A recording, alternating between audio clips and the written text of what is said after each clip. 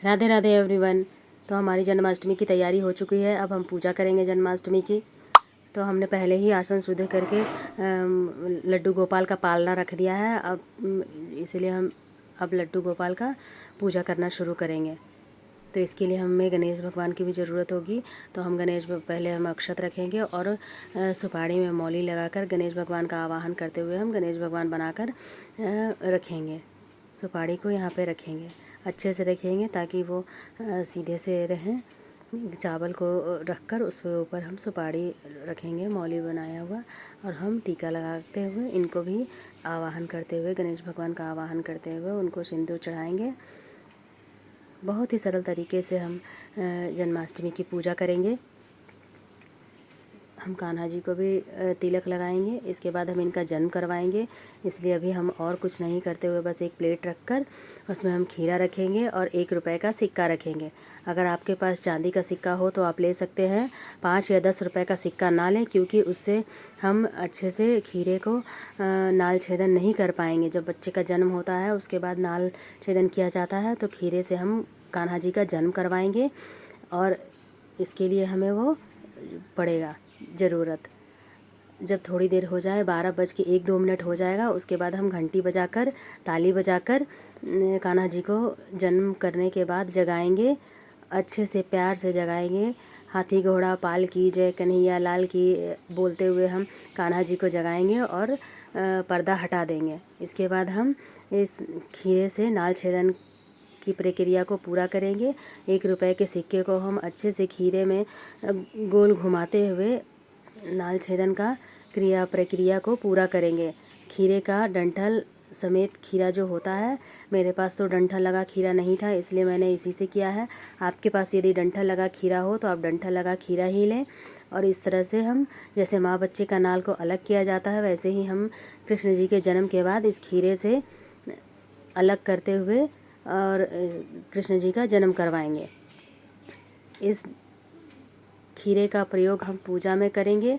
ये जो बचता है ऊपर का भाग, इसे हम सुबह मिट्टी में दबा देंगे ताकि इसे कहीं फेंकेंगे नहीं। अब हम कान्हा जी को पंचामृत अभिषेक करेंगे। इस पंचामृत अभिषेक का वीडियो मैं यहाँ नहीं डाल रही हूँ, क्योंकि वीडियो बहुत लंबा हो जाएगा। वो वीडियो मैं पहले ही डाल चुकी हूँ, आप लोग मेरे चैनल पर जाकर देख सकते हैं। अब हम अपने लड्डू गोपाल को अच्छे से तैयार करेंगे, उनका श्रृंगार करेंगे। उनको पूरी तरह से अच्छे से तैयार करते हुए, उनके वस्त्र को अच्छे से पहनाते हुए उनका श्रृंगार करेंगे। जो भी श्रृंगार की सामग्री आपने लड्डू गोपाल के लिए ली है, उनका मुकुट, उनके कपड़े, माला, यथासंभव जिसके पास भी जैसे ही हो उनका श्रृंगार करेंगे। फिर उसके बाद हम पूजन की विधि शुरू करेंगे।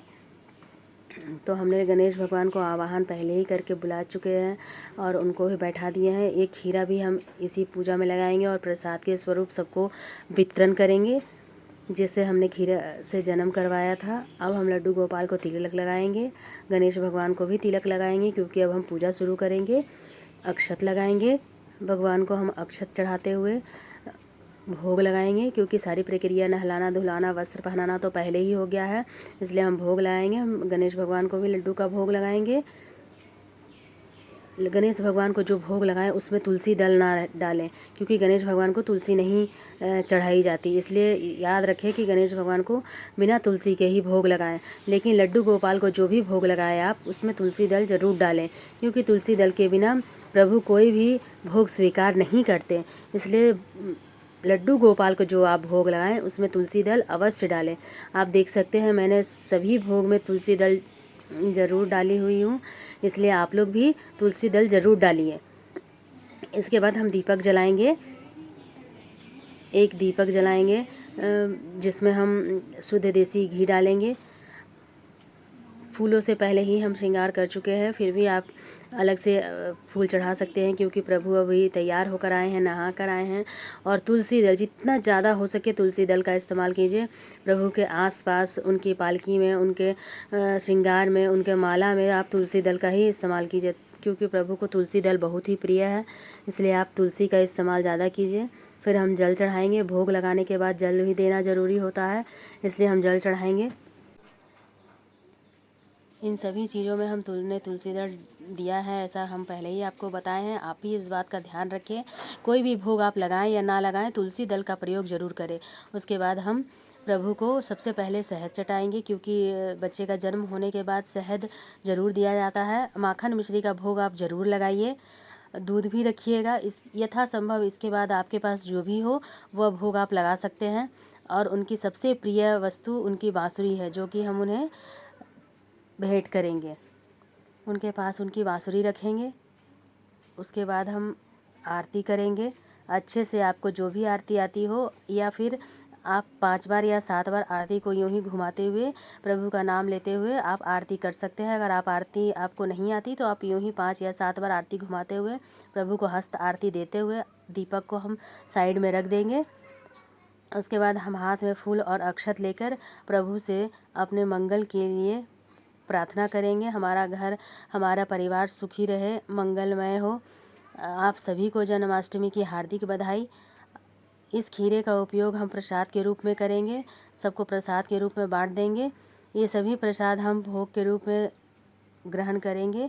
जब पूजा समाप्त हो जाए तो जो दक्षिणा हमने चढ़ाया था वो दक्षिणा हम पंडित जी को दे देंगे। उसके बाद हम हाथ जोड़कर प्रार्थना करेंगे कि प्रभु हमारे भोग को, हमारे प्रसाद को, हमारी सेवा को स्वीकार करें। और सबसे पीछे हम लड्डू गोपाल को झूला झुलाएंगे। कुछ लोग क्या करते हैं कि पहले ही झूला झुला देते हैं, उसके बाद पूजा करते हैं।